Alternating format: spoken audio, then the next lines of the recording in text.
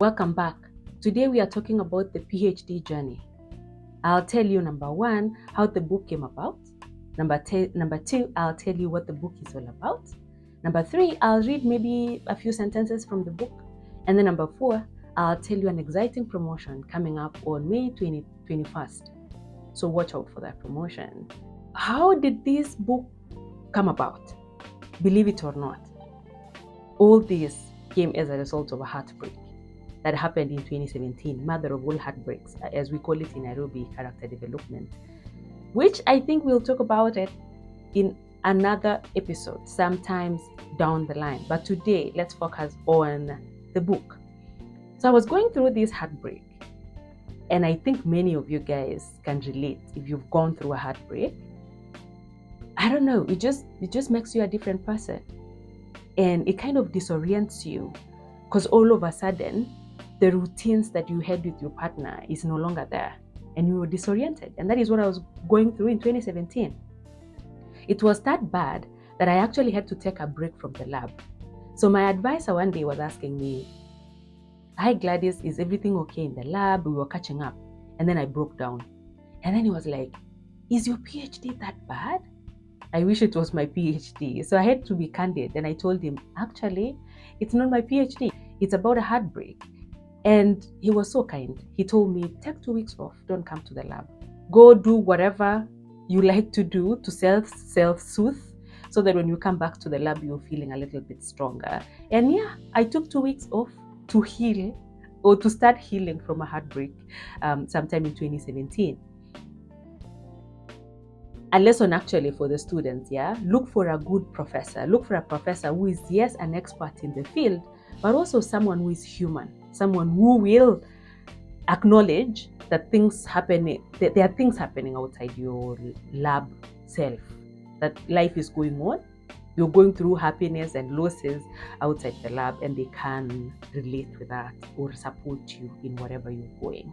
So anyway, back to the story. So I took some time off the lab, and during this time I dreaded evenings because we used to converse a lot with my ex. We were both taking our studies abroad, and we, apart from the relationship, we were really friends, and we were connecting so much and sharing a lot about our research, about how we are adapting and just supporting each other while studying abroad. And so we used to chat quite a bit, maybe 3 hours or more than 3 hours on a daily basis, mostly in the evening.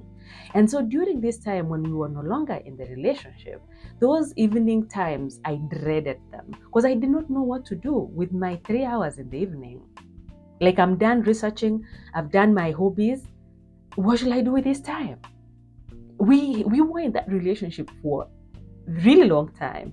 I don't want to say the number, but it was more than 5 years. So you can imagine, you've kind of established a routine with someone for over 5 years. All of a sudden, that routine is dismantled.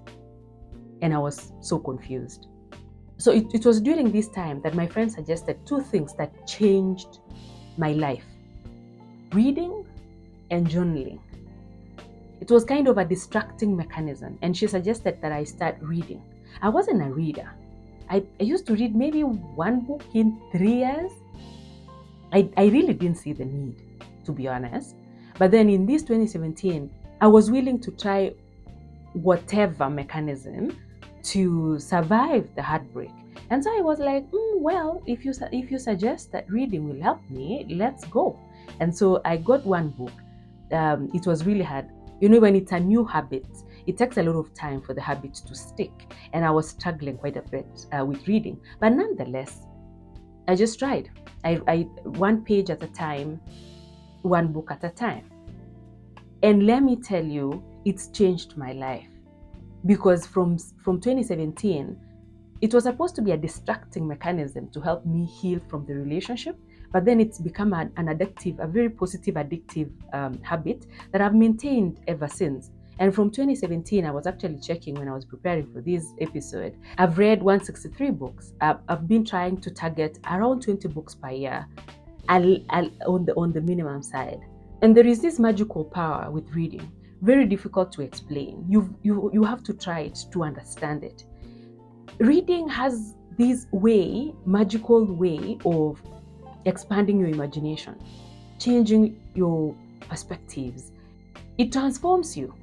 For instance, I've been reading The Artist's Way by Julia Cameron, that I would recommend everyone to try and read it.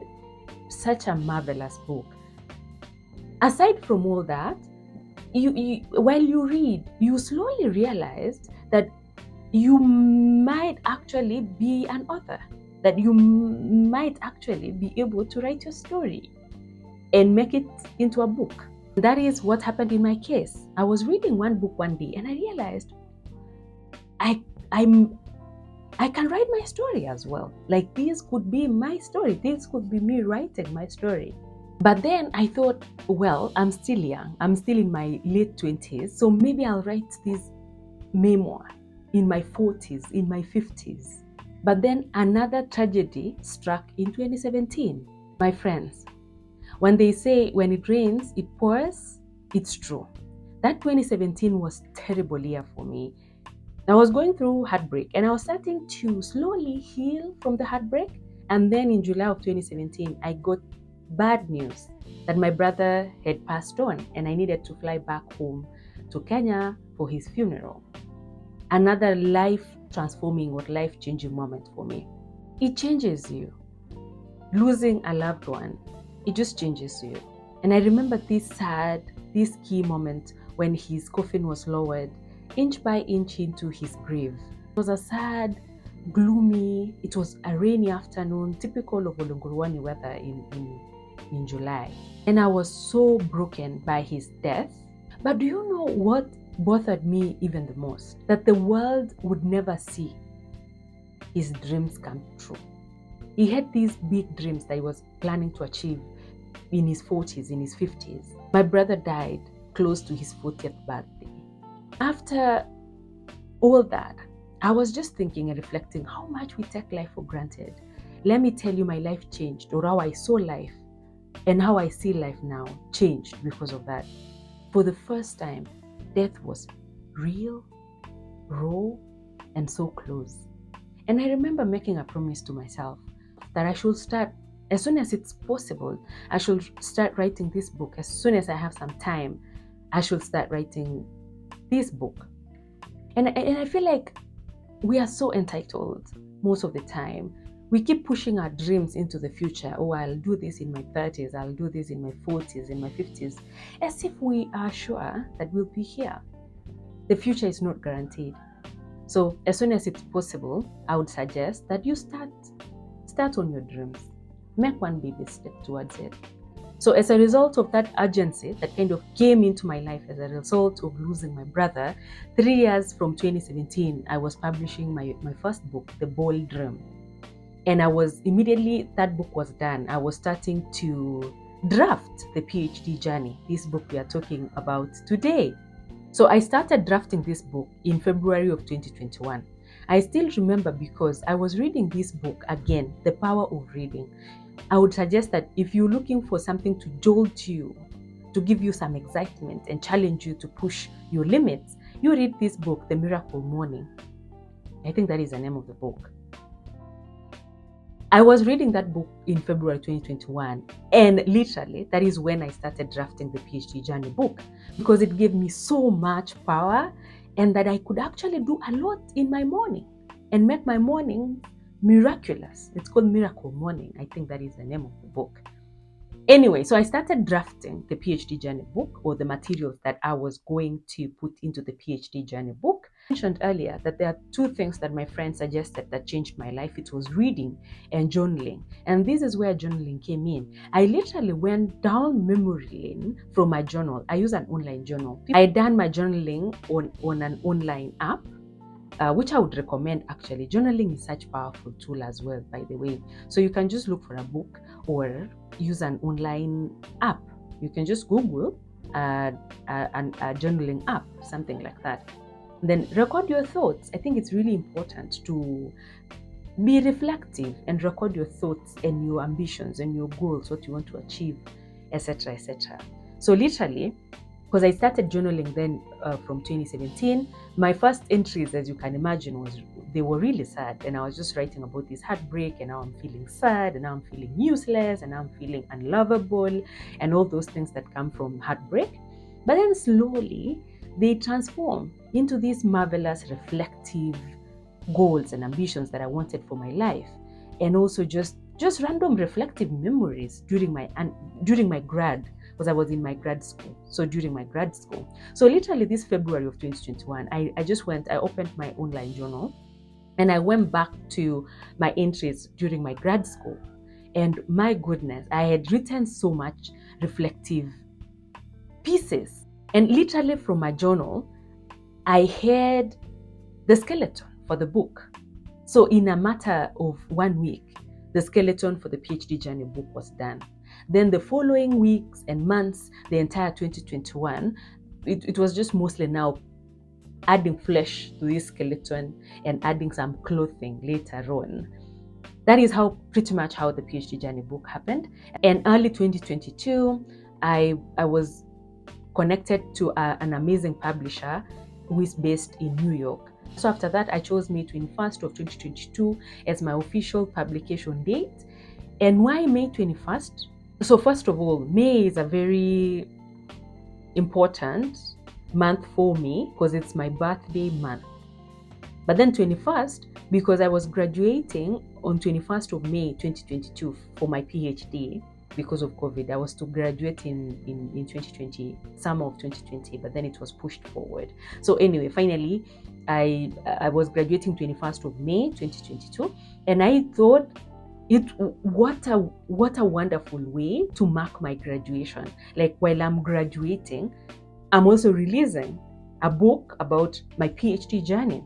It was just a perfect coincidence. So I chose May 21st as my publication date, and that's why May 21st, 2024, I'm running this promotion because my book will be turning 2 years. So on 21st of May, I'm running this promotion to celebrate 2 years of my book. My book is turning 2 years.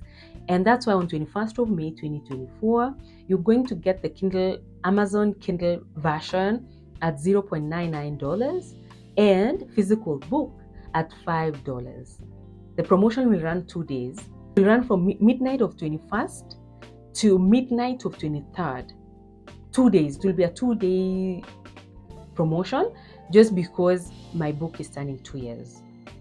Note that the timings are in US Eastern Time. So tell a friend to tell a friend and mark that date on your calendar so that you take advantage of the promotion if you don't have the book yet. So what is in the book? The book is, as it's written on the title, the book will give you tips and strategies and hacks for getting, number one, getting scholarship if you're looking for scholarship. I even include some links there. And once you've gotten the scholarship and you are in this PhD journey, I offer helpful tips, practical tips on how to survive, especially your first year of PhD and also the subsequent years. So I give you tips. Some of these tips, I'll make an episode highlighting top 5 tips that I give in the book. But yeah, generally the book will just give you some hacks, some tips on how to survive, on how to thrive, on how to go about your PhD. For instance, in your first year, how to handle literature review. You are reading a lot of papers. How do you effectively do literature reviewing and also summarize whatever you've gotten from reviewing literature? So I give a template that I used, that I was given by my advisor. I added there in the book. So practical tips, practical things like those, you will find them in the book. And most importantly, I interviewed 15 friends of mine, and they also give their pieces of advice for anyone considering grad school, particularly PhD. Those pieces of advice will go a long way, and I think will help you a lot as you prepare or as you go through the PhD journey. So let's read a paragraph, just a few sentences. And the reason why I like this part is because I was really struggling to submit or to put a full stop on my chapters, on my papers, because there is this temptation to always refine. Like you write something this week You come back next week and you have a different perspective and you want to rewrite. With your thesis, once you've written your thesis, when you take a break for 1 week and come and read your thesis, you feel like there is something you missed and there is something to be improved. And if you're not careful, you are caught up with this cycle of trying to make it perfect or trying to come up with a perfect thing before you submit. And I want to encourage any grad student, particularly, I think really whatever stage you are in, that PhD is not a final product, it's a work in progress. So let's read these few lines. You do not need to solve every problem to earn your PhD. You just need to do enough. And since enough is relative, your advisor will help you figure out if you have done enough to warrant a PhD. And like a friend would constantly remind me whenever I felt insecure about my work and whether I had contributed enough to my field. Sometimes the best thesis is a completed thesis. Don't forget to keep an eye on the promotion that will be running from 21st to 23rd of May 2024, where you can get soft copy from Amazon at $0.99 and a physical book from Amazon at $5. You can access links to Amazon from the pinned comment on the YouTube channel. Tell a friend to tell a friend. And for my guys in Kenya, I have some copies in Kenya and we are organizing an event, a live event. So you keep an eye on that and we will be running promotions during that live event in Nairobi. Month of May is a special month for me. As I said, it's my birthday month. And so if you enjoy this kind of content, consider subscribing. It's the only birthday gift that I'll request from you guys. Bye.